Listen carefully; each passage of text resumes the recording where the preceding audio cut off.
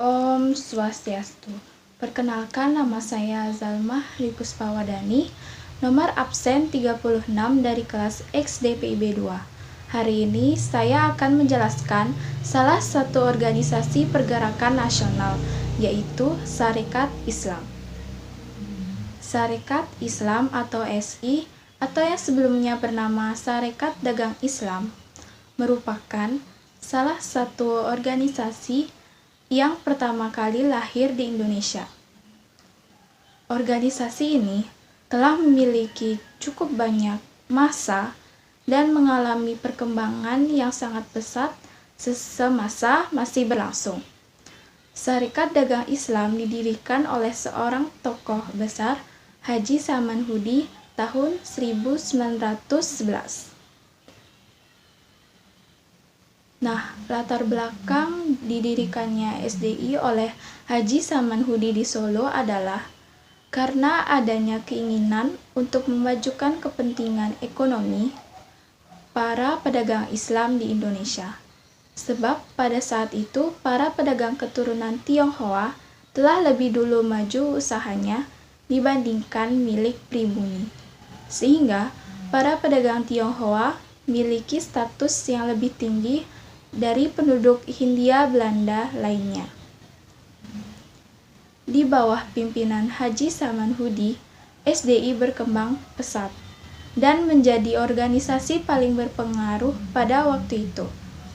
Pada tahun 1912 di Surabaya, Tejo Kroaminoto juga mendirikan organisasi yang sama.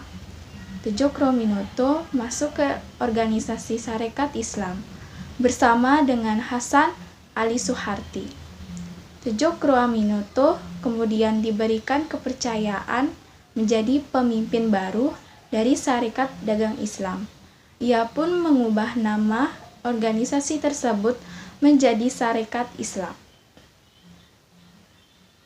Setelah Sarekat Islam berjaya di Indonesia, organisasi ini mulai mengalami perpecahan karena adanya perbedaan suasana kehidupan politik setelah tahun 1929. Nah, Sarekat Islam pada saat itu telah terkena pengaruh komunis yang diperkenalkan oleh Hendrio Josephus Maria Shevliet.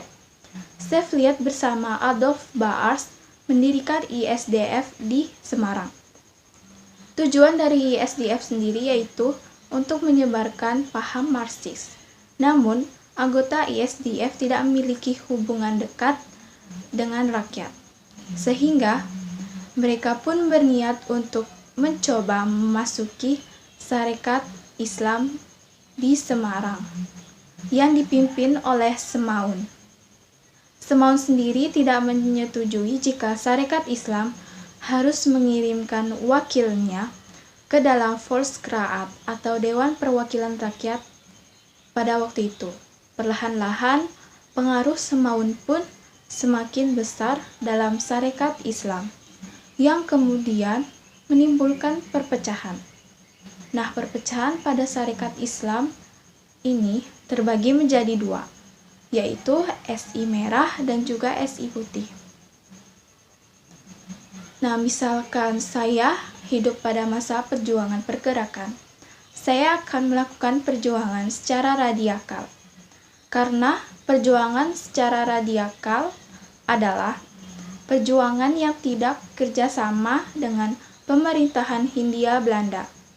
Nah, selain itu kita juga harus semangat nasionalisme dalam berjuang melawan penjajah. Sekian video penjelasan mengenai Sarekat Islam, dan mohon maaf jika ada kesalahan pengucapan kata pada video saya.